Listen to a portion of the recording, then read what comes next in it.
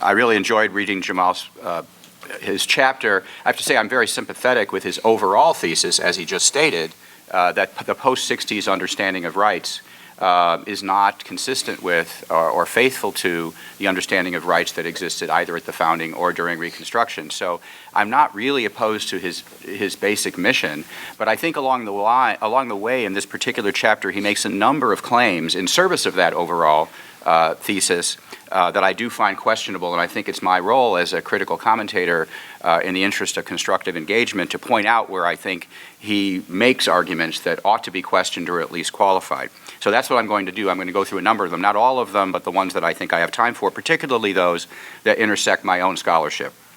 So let me start with what Jamal says on page 4, where he says, "We should not ascribe to founding era charters our own modern understandings of what it means to hold a right." Fine. Then he says, "It was well understood that rights could be limited by validly enacted laws aimed at the public welfare." And then on the next page he says, "A rights bearer did not hold an exemption from the community's police power, its power to pass laws regulating the health, safety, and welfare of the citizenry. But the power to protect the health, safety, and welfare of the citizenry was conceived as a protection of the rights. The rights, whose rights? The rights of others. As stated in the Declaration of Independence, to secure these rights, governments are instituted among men." To secure which rights? The individual, natural, and inalienable rights to life, liberty, and the pursuit of happiness. One leaves the state of nature to gain the benefit of better enforcement of these pre-existing natural rights, not to surrender them. But natural rights itself is a social concept. Rights are needed to regulate interpersonal relationships. The function of rights is to define a personal jurisdiction within which each person can pursue happiness without interfering with the like jurisdictions of others. Rights make you the king and queen of yourself, but even sovereign monarchs must respect the territorial jurisdiction of other sovereign monarchs. Just as monarchs cannot exercise their sovereign powers to interfere with the sovereignty of other monarchs, one cannot exercise the liberty, or justly exercise the liberty that is defined by one's rights in such a manner as to threaten the like liberty of others. So violations of rights may be prohibited, and liberty may also be permissibly regulated to prevent rights violations before they occur, to prevent the exercise of one's rights from harming others, though the concept of harm to others is too vague to provide an administrative principle. So I'm not asserting that as a principle, but that's the general thrust. Liberty, therefore, is a bounded concept, which was sometimes distinguished from license. Here's another way to put it. Hobbesian liberty was the liberty to do anything one wills or desires, period, which would include the liberty to do what one wills with other people. Lockean liberty, in contrast, was the liberty to do what one desires with what is rightfully yours. So even the most radical libertarian today believes that liberty is bounded, and those boundaries need to be well regulated, though libertarians may disagree about who should be doing the regulating. Which brings me to this passage by Jamal. "Early Americans believed deeply in rights, but within founding-era political thought, the institution best suited to reconcile the competing demands of rights bearers were not courts, but rather local representative bodies, legislators, and juries. Indeed, juries were considered a vital democratic body on a par with the legislature." This is right, but it's not exactly right. It is true that at the founding in 1776, local representative bodies were thought to be the best guardians of rights. But that view was called into question by the rights violations committed by states under the Articles of Confederation. It was that injustice that led to the replacement of the Articles with a new constitution that constituted a departure from the republicanism that had proven to be deficient. Jamal writes, "The concern of the Virginians and other anti-federalists was not the familiar 20th century fear of tyranny of the majority." Well, that may have been true of some of the anti-federalists, but the Federalists were most definitely concerned with the tyranny of the majority. In his essay, The Vices of the Political System of the United States, which he wrote to prepare for the Constitutional Convention, Madison identified the cause of what he called the injustice of the laws of the states. The source of this injustice, he wrote, could be traced to the, quote, representative bodies in the states, and ultimately, he said, to the people themselves. This, he wrote, called, quote, into question the fundamental principle of Republican government, that the majority who rule in such governments are the safest guardians both of the public good and of private rights, unquote. The majority, however composed, he continued, ultimately give the law, Whenever, therefore, an apparent interest or common passion unites a majority, what is to restrain them from unjust violations of the rights and interests of the minority or of individuals? But if that concern animated the Federalist Constitution, what about the Bill of Rights, which is the subject of Jamal's chapter? Wasn't the Bill of Rights included at the behest of the Anti-Federalists who believed in more local majoritarian rule? Not exactly. True, it was the Anti-Federalists who complained about the lack of a Bill of Rights, but it was the Federalists in Congress who wrote the amendments. Jamal writes, the Bill of Rights was a called bluff. Yes, it is true that the promise of a Bill of Rights called a bluff. In part, this was because individual rights amendments were not what the Anti-Federalists really wanted. They wanted amendments limiting federal power, and they disparaged the proposed amendments protecting individual rights that were actually proposed as a tub before the whale. Moreover, these amendments weren't even called a Bill of Rights. Recent scholarship by Pauline Meyer, Michael Duoma, and Gerald Maglioccia has shown that the first 10 amendments were not called the Bill of Rights at the founding. This convention didn't really start to take hold until the 20th century, and it didn't get established as a convention until the Roosevelt administration. Indeed, it was not until 1952 that the amendments joined the Declaration and the Constitution on public display in the National Archives. As of 1938, they were housed in the basement of the State Department, along with other original laws and resolutions of Congress. At the founding, a Bill of Rights was a statement of first principles, typically preceding a charter of government. Perhaps the most recognized Bill of Rights by the time the Constitution was adopted was the Virginia Declaration of Rights, authored by George Mason in 1776, just weeks before Jefferson wrote the Declaration. Jefferson had Mason's draft before him when he drafted the Declaration, and this draft began, Mason's draft began, that all men are born equally free and independent and have certain inherent natural rights, of which they cannot by any compact deprive or divest their posterity, among which are the enjoyment of life and liberty, with the means of acquiring and possessing property, and pursuing and obtaining happiness and safety.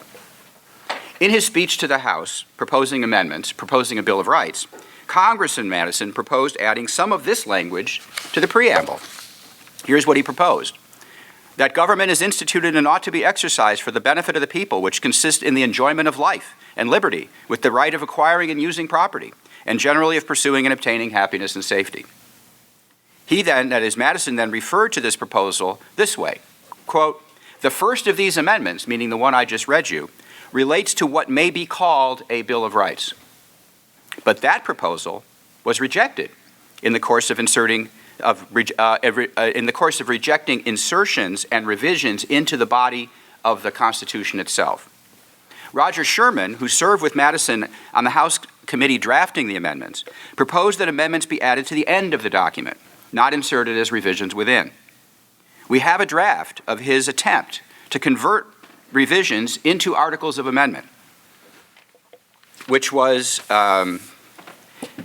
into articles of amendment, which were to be added at the end of the document, which was discovered. This text we have was discovered amongst Madison's papers.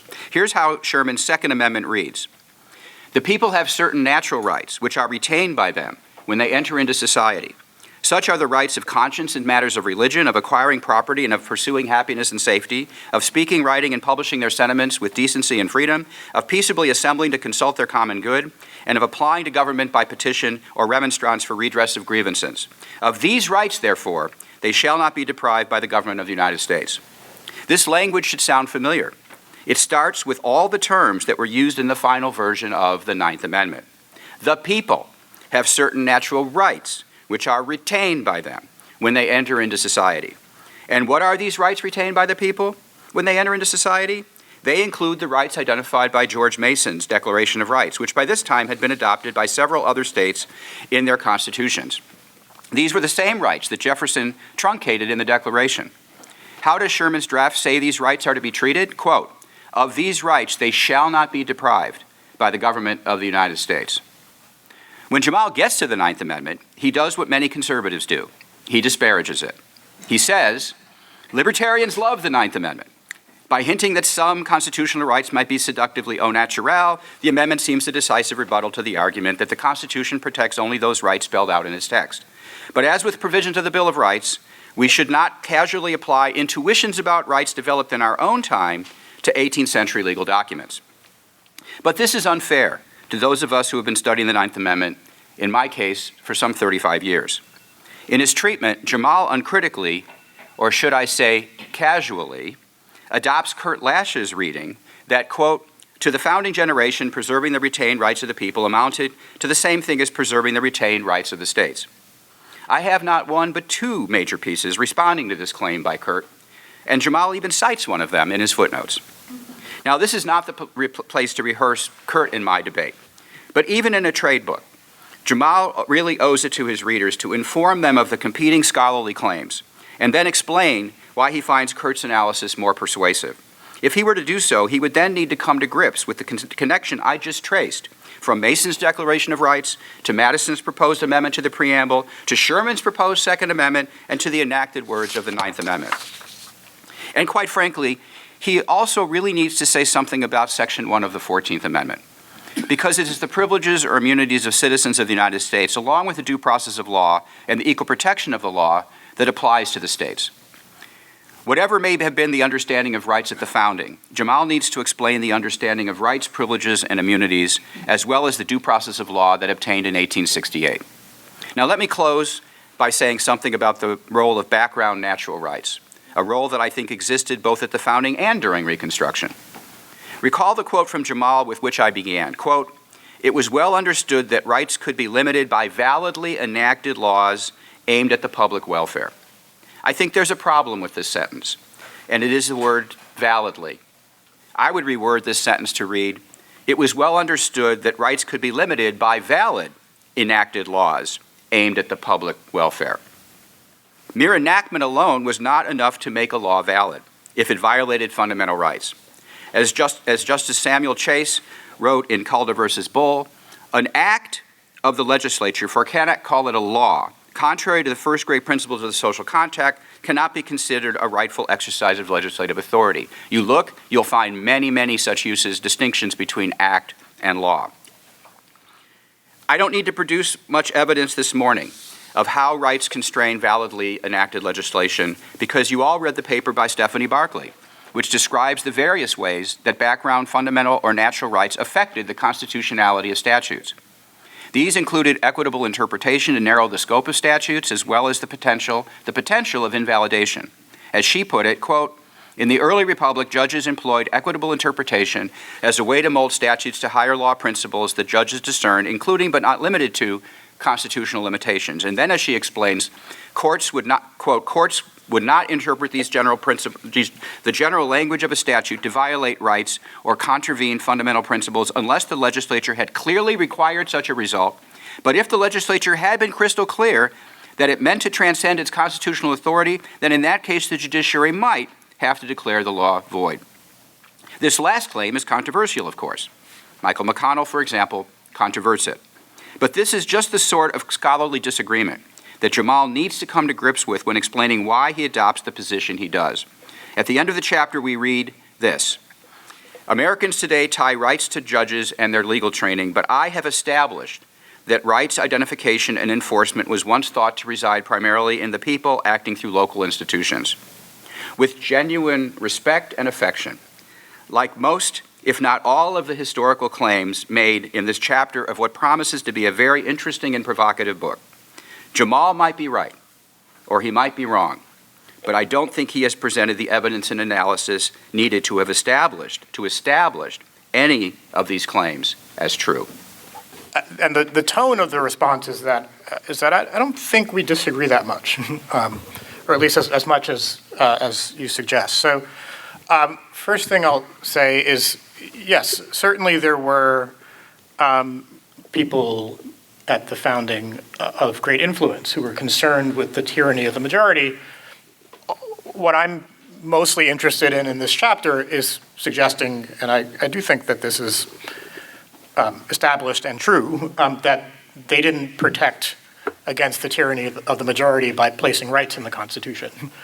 They protected against the tyranny of the majority through structural means, and so that's the claim. And I think the Ninth Amendment is quite consistent with that, including the Sherman's language that you quoted, which I view as saying almost precisely that, hey, look, there's something called natural rights. This document doesn't say something about that, right? This document is not about that. This document is about protecting particular kinds of institutions. And so don't read it to say that this is a statement of our natural rights. Read it to say this is a statement about institutional power. So I think that's consistent and also consistent, as you note. And I thought about including some of this about when we started calling the Bill of Rights the Bill of Rights, and et cetera. And I just sort of didn't out of space, but I think it's consistent with the argument. As to the scholarly debate between you and Kurt and over the Ninth Amendment, of which, as you rightly point out, your work is you've been at that game sort of longer than Kurt has. I think the reason why I don't get in, the reason why I find Kurt persuasive is the rest of the chapter, right? Which I'm trying to show that Kurt's reading fits a certain structure of the Bill of Rights, a structure that I think is consistent with the Ninth Amendment, suggesting that the Bill of Rights is about something different than individual rights. Section 1 of the 14th Amendment, yes, I definitely do need to say a lot of things about Section 1 of the 14th Amendment, but just not in this chapter. So there are things said about Section 1, and as the chapter teases, right, much of the rest of the book is about why, not much, but some of the rest of the book is about why I think the vision the framers articulated is inadequate and fails and doesn't meet a lot of modern reality, but then try to recover some of it as being still relevant to today. And on validly enacted laws versus valid enacted laws, I sort of take that as a friendly amendment. I think I'd have to think about it a little bit more, but I think I'm okay with that. I think I like that, in fact.